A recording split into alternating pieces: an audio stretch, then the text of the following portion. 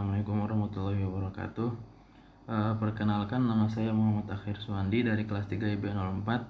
Ingin membawakan presentasi tentang perbandingan penerapan akuntansi di negara Brunei Darussalam, Kanada, dan Indonesia.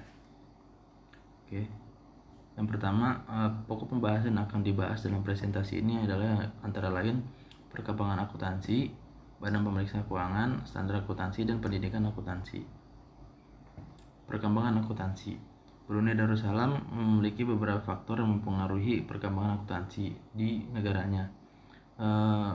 Itu antara lain, Brunei Darussalam dikenal sebagai negara yang menghasilkan minyak bumi dan gas, dan sebagian besar pendapatan nasionalnya didapatkan dari minyak bumi dan gas tersebut. Brunei Darussalam memiliki mata uang yaitu dolar Brunei yang memiliki nilai sama dengan dolar Singapura.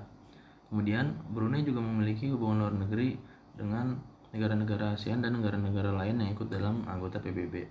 Kemudian ada juga faktor yaitu Brunei memiliki tingkat inflasi rendah dan tidak mengenal adanya kebijakan pajak penghasilan pribadi. Kemudian di Kanada sistem pelaporan keuangan di Kanada telah mengalami perubahan yang luar biasa sejak standar pelaporan keuangan internasional telah diadopsi sebagai Canadian Standard Accountancy untuk perusahaan public accountable dan entitas bisnis pemerintah. Dalam standar masa lalu, Kanada untuk akuntansi keuangan dan pelaporan oleh perusahaan publik tersebut dikembangkan oleh Dewan Standar Akuntansi. Satu, karena adopsi IFRS yang ACSB telah aktif dalam memantau konten teknis dan waktu pelaksanaan standar untuk perusahaan publik Kanada yang diwajibkan untuk melaporkan berdasarkan IFRS selambat-lambatnya 2011. Dua, akuntansi standar internasional IASB bertanggung jawab untuk mengembangkan dan mempublikasikan SAK yang telah semakin diadopsi secara global dengan atau tanpa adaptasi.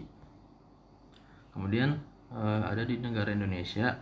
Setelah negara Indonesia merdeka, pemerintah mempunyai kesempatan untuk mengirimkan putra-putrinya ke luar negeri untuk mempelajari akuntansi. Nah, karena pemerintah mengirimkan putra-putrinya ke luar negeri untuk belajar akuntansi, maka ketika mereka balik ke dalam negara Indonesia, mereka mendirikan beberapa perguruan tinggi yang dimana di dalamnya terdapat program pendidikan akuntansi. Kemudian ada Badan Pemeriksaan Keuangan di Brunei Darussalam. Departemen Audit Brunei Darussalam didirikan pada tahun 1935 selama administrasi pemerintahan kolonial Inggris. Lembaga audit tertinggi Brunei Darussalam memiliki wewenang untuk mengaudit entitas yang dimiliki atau dikelola oleh pemerintah kerajaan dan mengaudit keuangan pemerintah kerajaan. Lembaga audit tertinggi di Brunei Darussalam melakukan audit keuangan, kinerja, kepatuhan, dan EDP sesuai dengan hukum audit. Kemudian di Kanada, itu ada Canadian Auditing and Assurance Standards Board, adalah badan organisasi independen yang melayani kepentingan publik Kanada dengan menetapkan standar untuk audit laporan keuangan perusahaan Kanada. AASB berupaya mengembangkan standar jaminan yang diterima secara internasional dan berupaya menerapkannya sebagai standar Kanada. Chartered Professional Accountant of Canada (CPA Kanada), sebelumnya Institute of Chartered Accountant Kanada, mendanai AASB dan memberikan dukungan administratif lainnya. Kemudian di Indonesia ada yang namanya BPK, yaitu Badan Pemeriksaan Keuangan Republik Indonesia, yang mempunyai tujuan untuk meningkatkan manfaat hasil pemeriksaan dalam rangka mendorong pengelolaan keuangan negara untuk mencapai tujuan negara dan meningkatkan pemeriksaan yang berkualitas dalam mendorong pengelolaan keuangan negara untuk mencapai tujuan negara. Kemudian ada standar akuntansi di negara Brunei Darussalam, yaitu Brunei Darussalam Accounting Standard Council, didirikan pada tanggal 1 Agustus 2011 melalui penegakan Accounting Standard Order 2010. BDASC bertugas untuk mengeluarkan aplikasi standar akuntansi untuk perusahaan dan badan-badan lainnya yang ada di Brunei Darussalam. Kementerian Keuangan mengumumkan bahwa Yang Mulia Sultan Brunei Darussalam telah menyetujui untuk penegakan standar akuntansi Order 2010.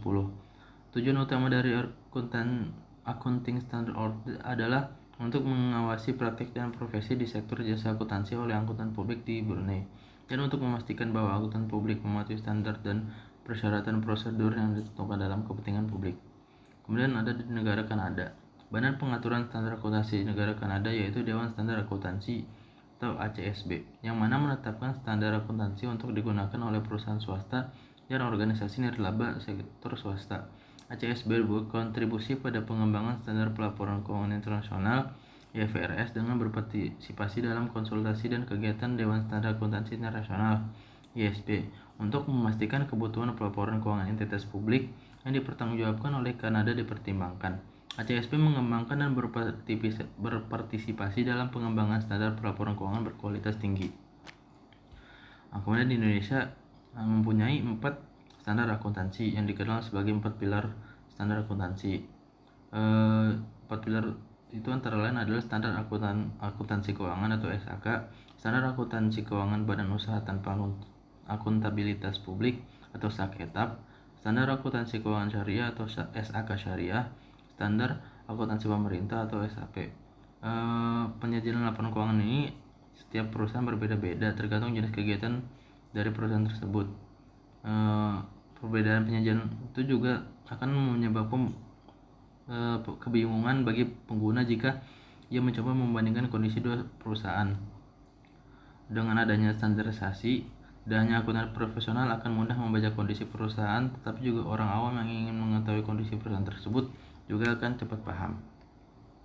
Kemudian ada pendidikan akuntansi. Di Brunei Darussalam ada yang namanya The Brunei Darussalam Institute of Certified Public Accountants yang didirikan pada tahun 1987. Itu adalah organisasi nirlaba yang dikelola dan dijalankan melalui Yayasan Layanan Sukarela Akuntan yang bekerja di Brunei Darussalam. Keanggotaan lembaga adalah wajib untuk berlatih sebagai akuntan publik. Di Kanada, yaitu ada pendidikan di Kanada mencakup sekolah yang dibiayai pemerintah dan swasta. Pendidikan berada di dalam yurisdiksi pemerintah provinsi dan kurikulum diawasi oleh pemerintahan provinsi. Pendidikan di Kanada umumnya dibagi pendidikan dasar, menengah, dan tinggi. Setiap provinsi terdapat dewan sekolah yang mengawasi pelayanan pendidikan dan penyelenggaraan program-program pendidikan. Pendidikan wajib bagi penduduk Kanada sampai usia 16 tahun di seluruh provinsi di Kanada kecuali di Ontario dan New Brunswick di mana usia wajib sampai 18 tahun. Di Indonesia sendiri itu perkembangan akuntansi hadir bukan karena suatu kajian yang tiba-tiba dan viral gitu. Mengingat zaman dulu belum ada media komunikasi secepat internet saat ini, beberapa perkembangan akuntansi di Indonesia ini membutuhkan waktu yang relatif lama yang dimulai pada zaman penjajahan Belanda. Hingga akhirnya sistem sekarang ini akuntansi makin dikenal oleh masyarakat dan juga program-program pendidikannya sudah tersebar di berbagai universitas yang berada di Indonesia. Sekian presentasi dari saya, kurang lebihnya mohon maaf. Assalamualaikum warahmatullahi wabarakatuh.